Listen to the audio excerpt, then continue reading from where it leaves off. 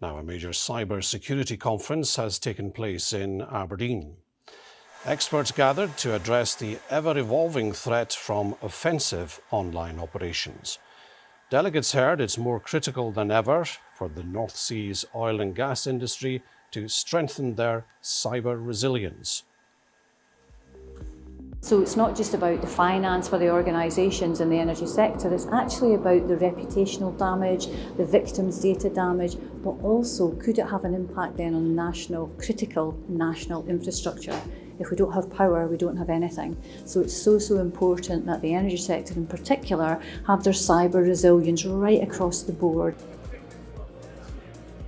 This type of event, and obviously the agenda that we've got today, what's of interest for you to hear being discussed? So I think that my primary takeaway from the event today, well, first of all, there was a stellar lineup, but the primary takeaway is the importance of public-private partnerships. If we are going to tackle cyber crime and cyber threats in any kind of a realistic way, expecting or hoping for a good outcome, we need all to pull together. And it was Cyrus Vance Jr. brought that up, and he's been instrumental in doing it.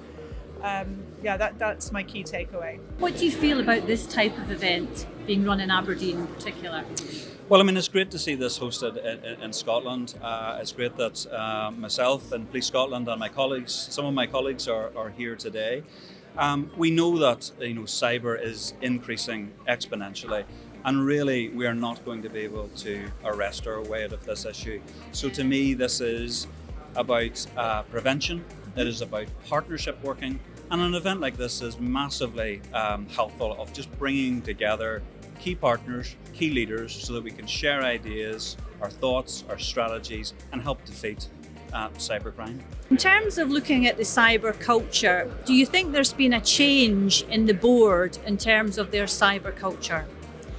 I think there has over the years. I mean, the old adage was it's taken me 10 years to get cyber on the board's agenda, and now it's going to take me another 10 years to get it off the agenda.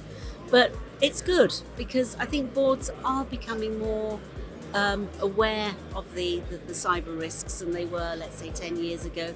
It's pervading their lives, it's pervading their families' lives, it's in the media all the time. You just switch on the radio in the morning, the first thing you hear is something about cyber. So they're getting to understand it a little bit, and they're getting to be more aware of it.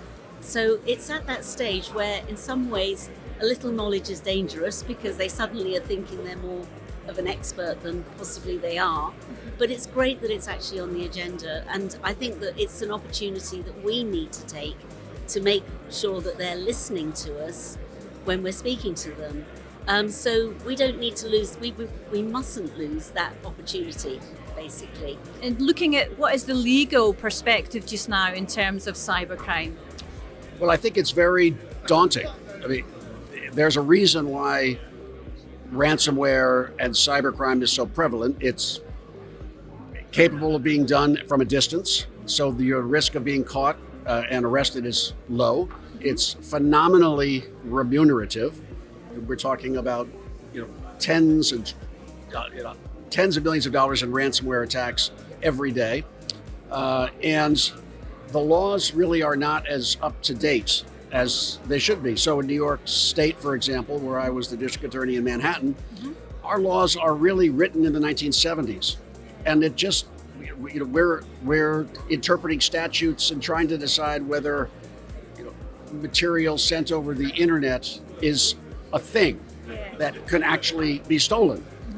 And this is a serious problem because it doesn't. Again, it's a public safety issue. Are we creating the legal structure that enables our law enforcement community and the government to protect us? And in some cases, no. The federal government, they're much more on top of the statutes that are used by police and prosecutors. At the state level, however, you have 50 states, 50 different sets of laws, 50 wildly varied levels of sophistication. And even if you have the laws, you have judges, police, and prosecutors who are cyber neophytes. Yeah. So that's a problem. So I think there's a long way to go, but I think we are getting better, but not fast enough. And in your opinion, what makes a good cyber leader? Well, I think what makes any good leader is clear communication. But the challenges we're confronted with in cyber have to do with really understanding the threat landscape. And so there are leaders out there who are not necessarily cyber trained. They don't have that background. And so I think it's incumbent upon those people in leadership positions over cyber parts of the organization to ensure they understand what they're being told. Having the ability to understand, which a lot relies on the person communicating that message, is really integral part of leading a cyber team. And so that goes back to, again, general concepts that are good in leadership for any leader, no matter what the industry is. Surround yourself with people who are smarter than you, as opposed to you wanting to be the smartest person in the room. And thinking then about the current cybersecurity challenges, what challenges do you think they are currently for the energy sector in particular? So for the energy sector, obviously one of the biggest challenges is that they're very much under attack. Critical infrastructure is on the radar of the attackers. The other is their advancement and innovation of IT and the operational technologies, and the IT technologies now converging more, which we all know, but what are the implications of that? And how do we make sure that the operational technology, the oil and gas industry, are kind of prioritizing cybersecurity as they have physical security and all those other aspects? Marcus, that's great. Thank you so much for the interview and being involved in the panel sessions and sharing your experience and knowledge with the audience. Thank you so much.